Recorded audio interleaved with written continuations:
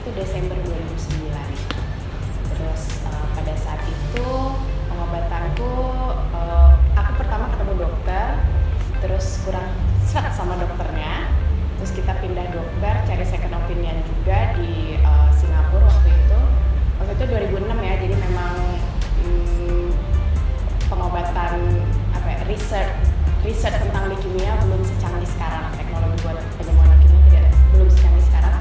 Dan dulu aku penyembuhannya di Singapura selama 2 tahun. Jenis leukemianya ALL. Sempat divonis sama dokter yang pertama, umur aku tinggal 4 minggu.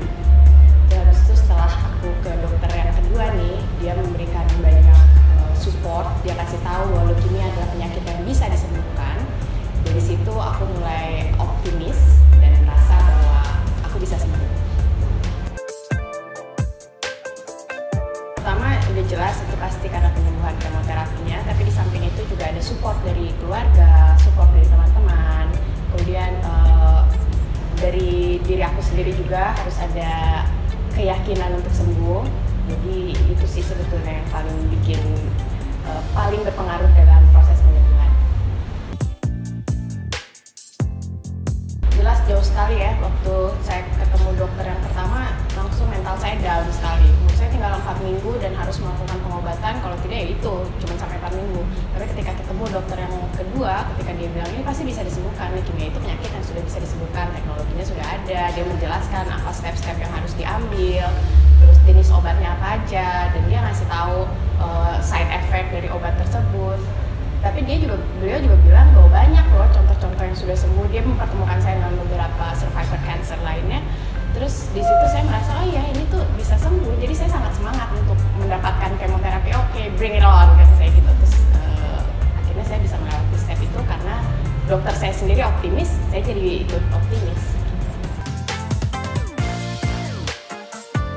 Ya karena in the end of the day itu tuh hanya penyakit, dan kita jangan mau kalah sama masalah. Itu sih yang selalu saya tekankan dalam diri saya, bahwa badai pasti berlalu, itu benar sekali, dan setelah badai berlalu tuh kita melihat pelangi, itu juga benar sekali. Jadi saya yakin semua masalah itu ada solusinya. Saya full time mother, kemudian saya juga kerja, saya punya bisnis juga. Bisnisnya untuk mengangkat nama Indonesia, namanya Pala Nusantara. Ini jam tangan dengan berbagai macam material, tapi intinya mengedukasi penggunanya dengan kultur Indonesia.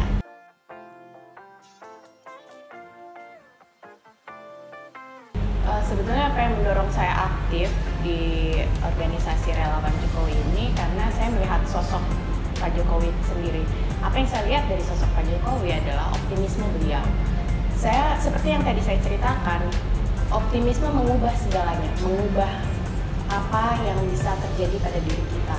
Dan saya melihat Pak Jokowi itu sangat pede, sangat optimis bahwa Indonesia itu bisa maju, bukan malah menakut-nakuti kita. Dan itu sangat diperlukan oleh kita, karena kita yakin Indonesia itu bangsa besar, dia tidak akan punah.